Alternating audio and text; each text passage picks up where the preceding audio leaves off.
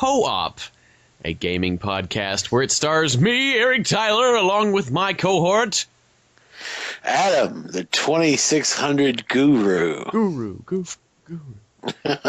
And today our topic at hand is a game that is kind of living in infamy with a lot of gamers out there as being one of the worst NES games ever made. And we're going to get into this. But the topic at hand is what, Adam? We're talking Fester's Quest today, among other things, I'm sure. Yes, of course. But yeah, that was our starting point. Fester's Quest. Fester's Quest is known as one of, I think it's mislabeled as a bad game when in reality it's an unfairly hard game. So it is made unfairly difficult. To give a rundown of the game for the people who may not have ever even heard of this game, it is a video game on the NES made by Sunsoft, same people who did Blaster Master and several other games, I'm sure. And it uses the Blaster Master engine, actually. It does. And it stars Uncle Fester from the Addams Family. God knows why. Fester's Quest. And he's trying to stop an alien invasion. What an odd idea for a game. Exactly. And the intro, if you haven't seen the intro of the game, let me see. If I can remember to edit this, I will edit this in as we're talking about it, okay? It has some badass music in it. That's all I gotta say. But Fester is just relaxing. Aliens come down. Bada bing, bada boom. Fester's Quest. Yeah, it's just what a stupid freaking idea for a game. I mean, it's so some dude is setting. I was just gonna say, and he's like, "What do kids like in the '90s?" Oh, well, they clearly like the Addams Family. Now, mind you, this was way before that they were going to do a movie. Like they relaunched the movie, and then the Addams Family kind of became a thing again. Right? No, nobody gave a shit about the Addams Family when they made this game. Like what the fuck? It's a perfectly fine show, but like everybody that liked it, they was just like, it was almost like if somebody was sitting in their office and they were like, I know what kids would like, Gomer Pyle, U.S. Let's make a video about Gomer Pyle, not Barney or Andy or anyone would make any fucking sense whatsoever. No, make it about Gomer's Quest. And it's that stupid of an idea. It is. Now, did this come out in Japan? Stupid. I don't think so. I think it was North America and Europe. Okay. There is also a slight variation, though. It is literally the NES cartridge. In a Play Choice 10, you could pay money in an arcade to play this, Eric. Oh yeah, hot damn! Sign me up. Dog, you can buy them. So yeah, somebody took this game, and their idea was to make a secondary character on a TV show that nobody gave a shit about, that had been off the air for 30 years at the point that it was made. And they made a game. I think it almost has to be one of those things where they had an Addams Family license and they were going to lose it if they didn't make a game. And so they were like, screw it. Yeah. What's the best possible idea? And everybody was like, well, Uncle Fester. With Blaster Master engine. Yeah, and so they just cranked it out real quick kind of thing. I think that has to have been what happened. I want to have an interview with the people who made Fester's Quest. And they've done that with like E.T. and all these other infamous games. I want an interview with the people responsible for Fester's Quest here on The Legend of Eric.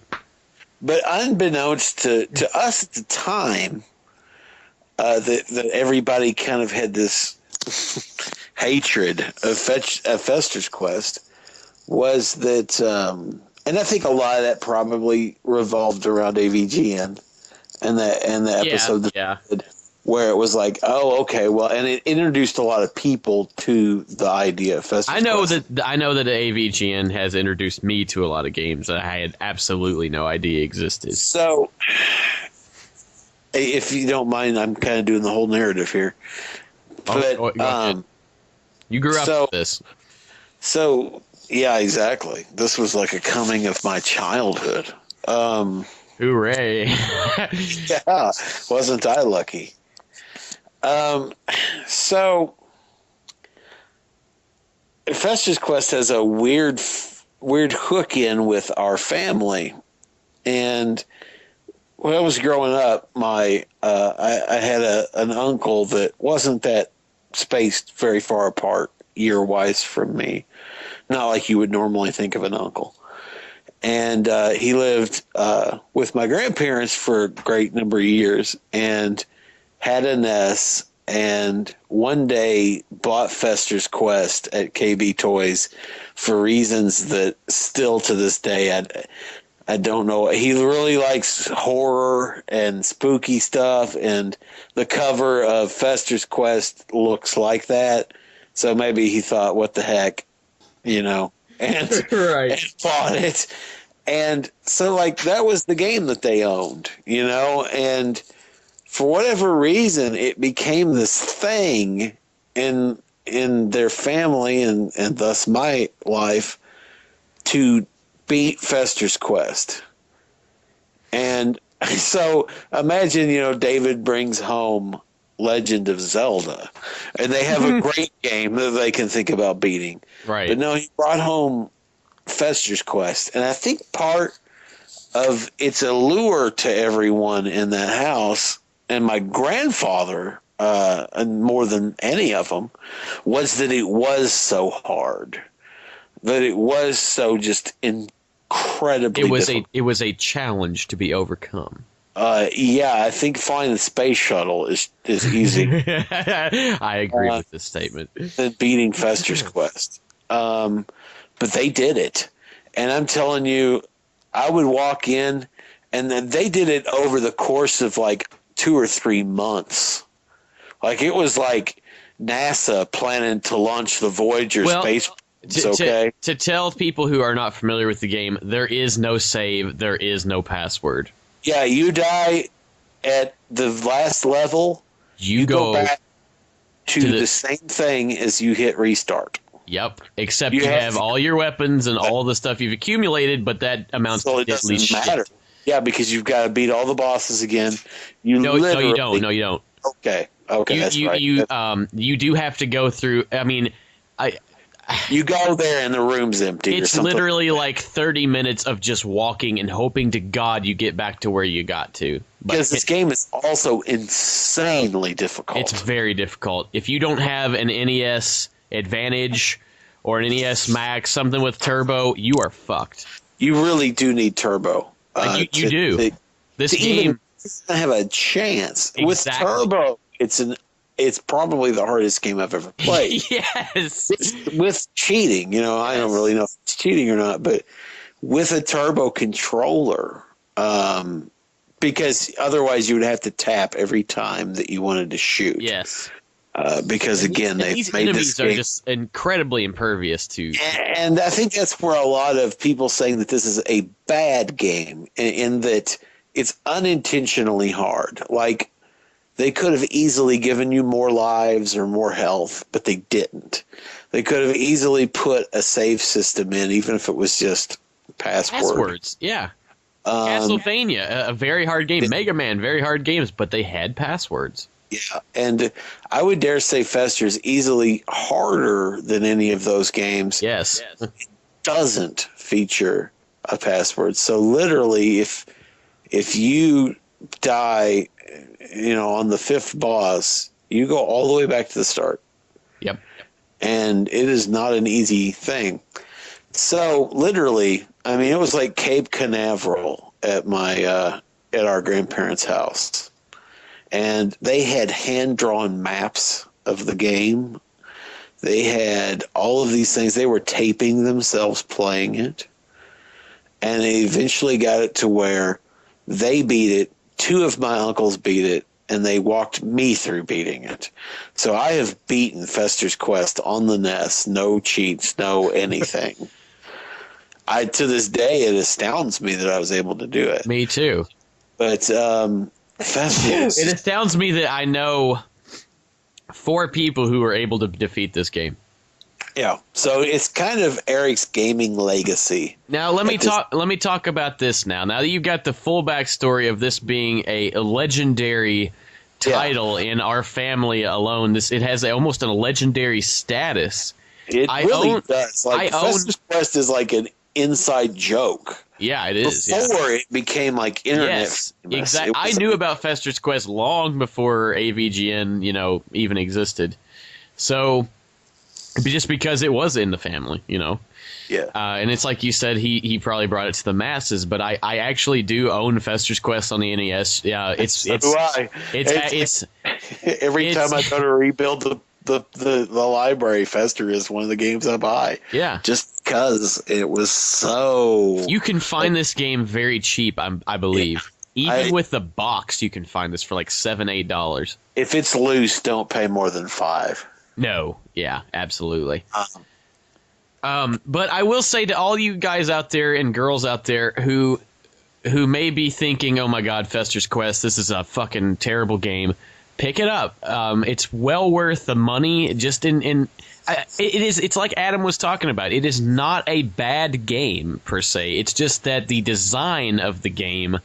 And how they approached the game, they made it sadistically difficult. And unless you do have a turbo controller, I mean, forget it. So pick yourself up Fester's Quest. Make sure you've got the NES Advantage, which I love that controller, by the way. It's probably the only controller that still works because all the rest of them are third party. Right.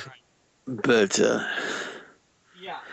yeah, that's an amazing control. Yeah, I love the NES Advantage. But what's cool about the Advantage is it's got that short throw joystick that Nintendo like to use on all of their arcade games as well. Yeah, so I love it. It's not the same, but it's the same idea where it's a short throw, where it's a smaller joystick.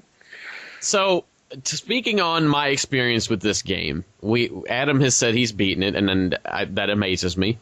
I recently, and when I say recently, maybe like a week and a half ago, 2 weeks ago, tried to beat Fester's Quest. I devoted an entire day to beating this game. It's months.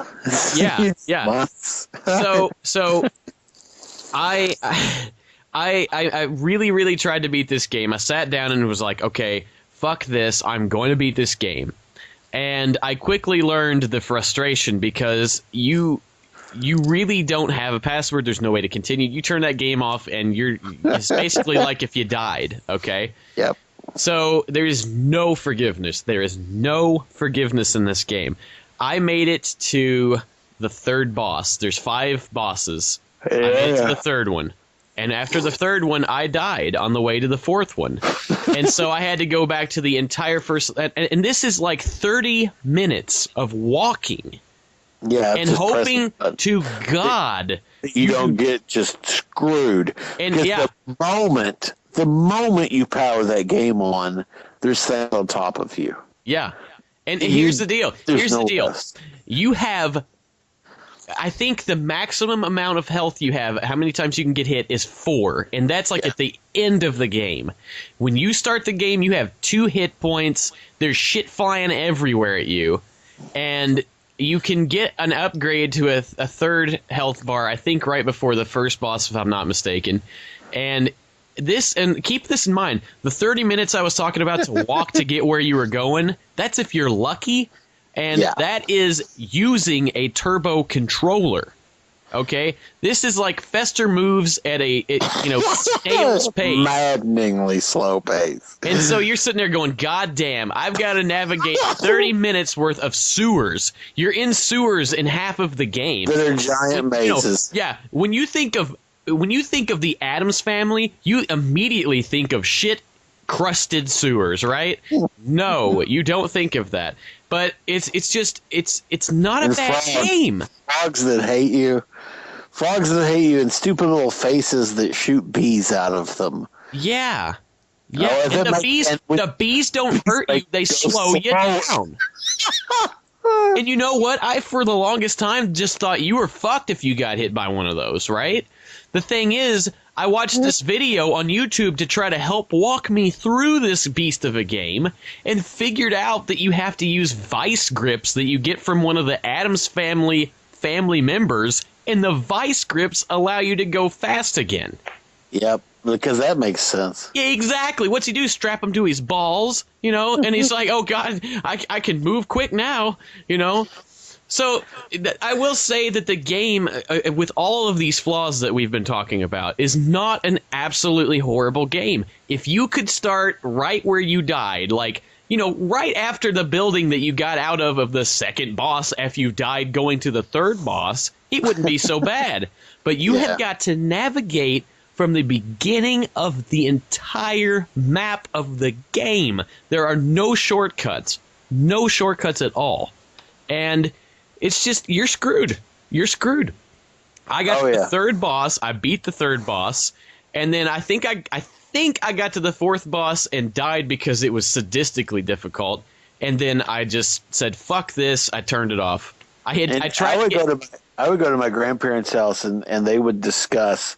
My grandfather would be like, okay, well, I need to tell you about, I've got to the fourth boss and the pattern, and they had wrote this stuff down. I would do anything to have those. Oh, I would too. It was like a government project to dissect a game, It was like right. They were being funded to break apart a game, and they chose one of the most sadistically hard and kind of bizarre, and it's like you were talking about if they had brought home Legend of Zelda or Mario 3 or any of the Mega Mans, any of those games that are just considered just ultra classics, then it would have been a totally different game. But it was Fester's Quest at the mall, and David's at KB stores and KB toy stores, and he just decides that Fester is the game to bring home. Now I don't know. Do okay, I just got to tell you something. I was just now looking up Fester's Quest on eBay prices, right? Yeah. You can get Fester's Quest with the dust sleeve and the cartridge and the box and the instructions in most cases for around $9. Okay, this is a complete in-box game. Without the box, it's about $2-3. Yeah. You could probably find it even cheaper if you had a store, if you're lucky enough to have a store. A lot of times at the retro stores, it will be in the $1 or $2 bins. Right, exactly, yeah. What I was laughing at though is that this auction says Fester's Quest NES Rare, clean inside and out, tested, best game ever. Oh yes. so this is really great. It boggles my mind that they got so obsessed with Fester's. Like I said, he could have brought home Legend of Zelda. He could have brought home Final Fantasy. He could have brought home any of these games that are just these epic, huge games that may have taken them that long, like Final Fantasy or something like that. Yeah, but were also really good. Okay.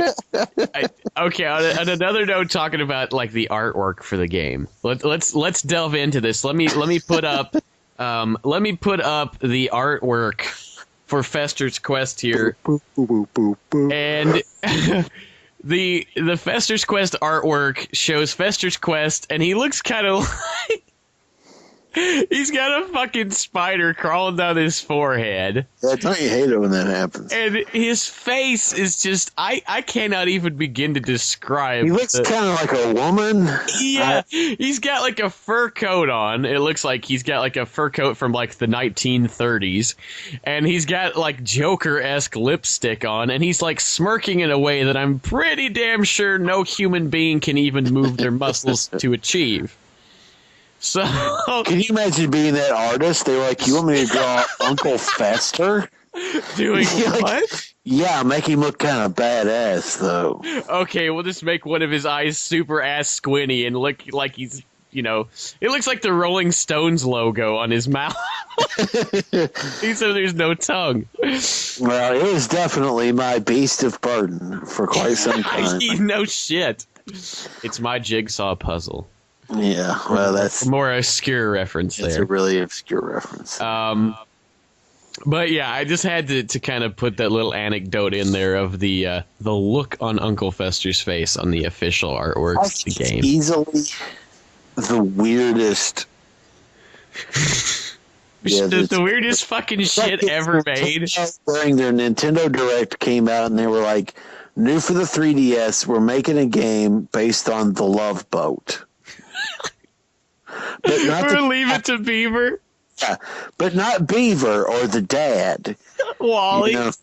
You're Wally. Lumpy. Lumpy's Quest.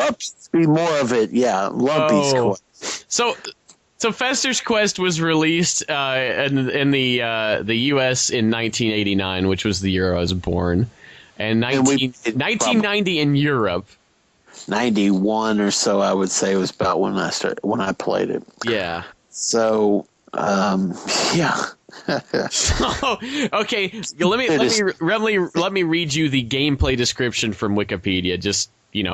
Just to give you people at home that just couldn't go to Wikipedia. It says, along the way, Fester encounters other members of the Addams family, Thang, Wednesday, Gomez, Morticia, Grandma, and Pugsley, all of whom help him by giving him different weapons and items. The game uses Blaster Master's overhead shooter engine. Fester must travel through the city sewers to reach buildings that are otherwise inaccessible due to above-ground obstacles, like that fucking pit in the road that stops you from being able to do a shortcut after you die. Anyway, he may enter certain buildings which transform the game from its standard overhead view into a 3D mode of play akin to a dungeon crawl. In most buildings, Fester encounters one of 5 enormous alien boss characters, which upon defeat will supply him with a puzzle piece, a picture of the alien's UFO, and refill all of his items. After defeating a boss, Fester will leave the building and will be unable to backtrack through it to previously visited areas. But you don't have to worry about that because you will die. And then you promise that you will backtrack. Now, the reception here, the game received mixed reviews, receiving a 56% from Computer and Video Games Magazine issue 108. Games Radar ranked it as the 46th worst game ever made. The staff criticized its excessive difficulty and lack of comicality. Yeah, that's true, too, because the Addams Family was a comedic show, and there was nothing funny at all. No, except the difficulty level. And you know what? Speaking of funny, I don't even think, I think that they had a very passing knowledge of the Addams Family. Indeed. And so they actually, my grandfather and all of them called Lurch You Rang. Yes, I still think of this.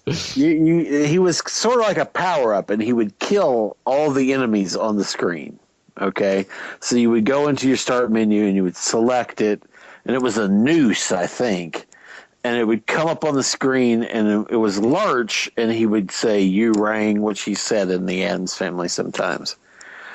And when he would do that, all the enemies on the screen would die. See, I never even experienced this. And so you would be playing through it, and like my grandfather in the back would be yelling, you rang, yes, you rang.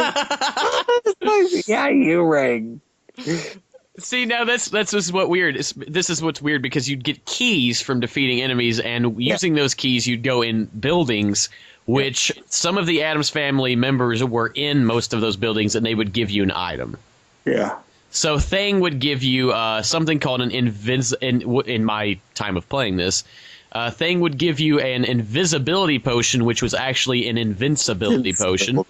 Yes. Wednesday, I don't remember what she gives you. I think it's Pugsley gives you TNT. Wednesday gives you maybe vice grips.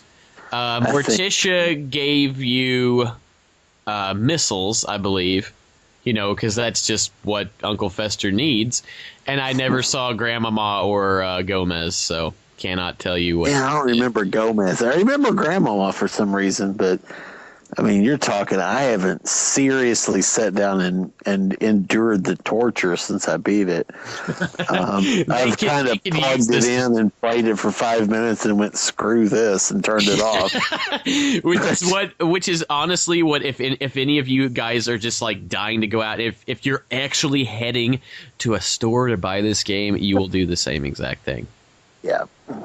But I think we've all of us saying it's not a bad game. Exactly, I promise you it's not a good game. Exactly, it has the potential to be a pretty good game, not an earth-shattering game. It's not one of those classic games like if they could have been a 7, could have been an 8. Yeah, exactly. If it had had a password system or continues, that sort of thing, it would have been possible. So, do you agree that is the weirdest use of a license ever? One of them. The McDonald's, the McKids game's pretty fucking weird. But see, like, even kids like new McDonald's. It is a weird idea. That's true. Kids is a weird idea. But it's not, it's like making a Hardee's game now. It's like... everybody's like, "Where Hardee's?" And like, "Oh no, back in the '80s, you could go to Hardee's pretty easily." So like, what the hell is wrong with you, Bill? Why are you wanting to make a Hardee's game? Dog and Suds game. It's on a level of that. So like, yeah, McKids is weird, but it's not. It's not so far out there. It's not like something that is so removed from the public conscious, Right. It's like I said, it's like making a 3DS Love Boat game. Somebody out there's going to be like, "Oh my God, we got to make this." Yeah. Exciting times, brand new. I was listening back to our first episode of Co-op, and we had talked about the beat 'em up Seinfeld game. Right. Yes. So this if you don't know what we were talking about, we were saying we issued a challenge to any game developer who may be listening to this independent game developer, make a beat 'em up Seinfeld game in the style of Turtles in Time. I had to just say that one more time in case we have a new listener, because everybody wants to know about Fester's Quest. It's a even in the style of Fester's Quest. Yeah. Jerry's Quest. No, you wouldn't play as Jerry. You'd play as Uncle Leo. Yeah, Jerry's too mainstream. Yeah, Kids don't want to play as Jerry. Indeed.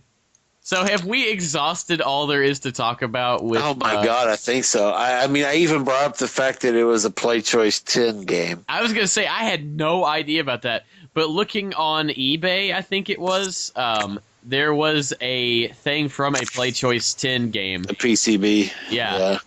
And there was a little, card that was up in the... Like, you know what I'm talking about? Like a light... Oh, like an instruction card thing? Yeah. Huh. So, kind of going off on a tangent here. Okay. That is maybe certainly the oddest. I'm not going to say it's the worst because I think E.T. is worse. But, and much like E.T., kind of misunderstood. Yeah. I think it's only fair that we should talk about some of our favorite tie-in games, our favorite licenses. See, I am very unversed in all of this, so... Well, I think you go. I think first on anybody's list that has a brain and was alive in the 90s is GoldenEye. Yeah. GoldenEye is far and away. I think the game made the movie famous, frankly. I've never even seen the movie. It's not bad. It's probably the best Pierce Brosnan Bond. Yeah. But GoldenEye, and it was done by the same director that did Casino Royale, actually, kind of weirdly. But GoldenEye, the video game, was a revolution. I mean, it was. I don't want to know what the N64 would have been like without Golden. Yeah, it really helped to define the system. The first console FPS that really made a difference. Yeah. Because up until that point, FPSs on consoles were just awful. Yeah. And GoldenEye was specific to the N64. There was not a PC version of it. And it was just, it was a revolution. It really was. And then another favorite of mine, for whatever reason, and probably because it's just such a no shit kind of conversion, is all of the Star Wars games have always seemed to be really good. Most of them, yeah. Yeah, most of them. Like, Rogue Squadron. Oh, yeah. Is an incredible game. Jedi Outcast, or Jedi Knight, the Jedi Knight series. Yeah. On the PC is amazing. I remember you had gotten Fighter. He just keeps going on and on. Go ahead. You had gotten a new PC, and this was when I was probably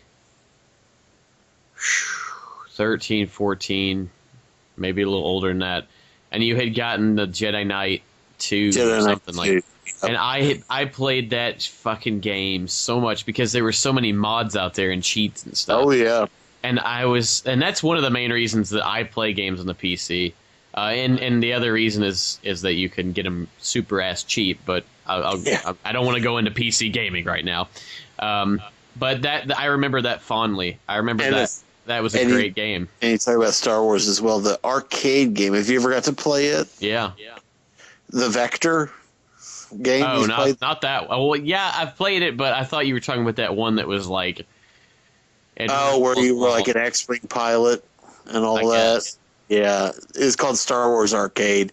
It went through the first 3 movies, like the good 3 movies. Yeah. Which is an amazing... That game, I actually beat that game in the arcades. But no, the Star Wars, the arcade game made by Atari back in the day, is a vector graphics game. Yeah, I've seen that, yeah. And you'll actually get to play it at the Arcade Expo. I saw where that was on the list of games that were being brought. So that's an amazing game. There's obviously been some crap games, but just usually if you saw a Star Wars game, you knew it was going to be pretty good. Yeah. Even when it was based on stupid crap like pod racing. That pod racing it was fun, yeah. And talking about good in Star Wars games, Shadows of the Empire. Yeah, I think that's kind of an overlooked game. Yes, it is. And I have heard people talk shit about that game, and it's like, for the time, that was amazing. Yeah, I think everybody kind of the first level had the Hoth fight in it. Yeah. And since then, Hoth has been, it's just like, it's almost a joke in video games. It's like, does this a Hoth level? Because I think Hoth is kind of the coolest place in the best Star Wars film. And so it was like... Yeah, I agree with that. Everybody puts, quite literally cool, I guess. Figuratively and literally. Yeah. And I think that the Battle of Hoth is kind of like as epic, minus, the Vader fight and the fight with the Emperor, as epic as Star Wars. There's a Vader fight in Star Wars? Yeah. God damn it. Adam, you should have said spoiler. I know. Spoiler alert. I've never seen it. Vader is Luke's dad. Oh, God damn it. Oh. No. I'm sorry, guys. I'm sorry. And he also made C-3PO, because, that makes sense. Yeah. Oh, right. He was a moody little goth boy for a while, too. Yeah. Emo, not goth. But at any rate, this is not the Star Wars podcast. Exactly. Podcast, no pun intended. Pod Yeah, exactly. Pod racing. Now this is pod racing. So that's good. There were Spider-Man 2. I remember that on the original Xbox. Yeah, that was pretty cool. That was amazing. But it's like Spider-Man, help me get the purse back. It's like, goddamn, you put a lock and chain on that thing. Yeah. Spider-Man 2. It was good. To set it up, it was amazing. They had an open world New York City, and you could just kind of screw around and be Spider-Man, and it was an amazing experience. Yeah, because it was kind of like, holy crap, this would kind of what it would be like to be Spider-Man. Yeah, and it was like Batman Arkham Asylum way before. Yeah, with Spider-Man. And which that's another game, the Arkham games. Yes, I love them. Are incredible. I love them.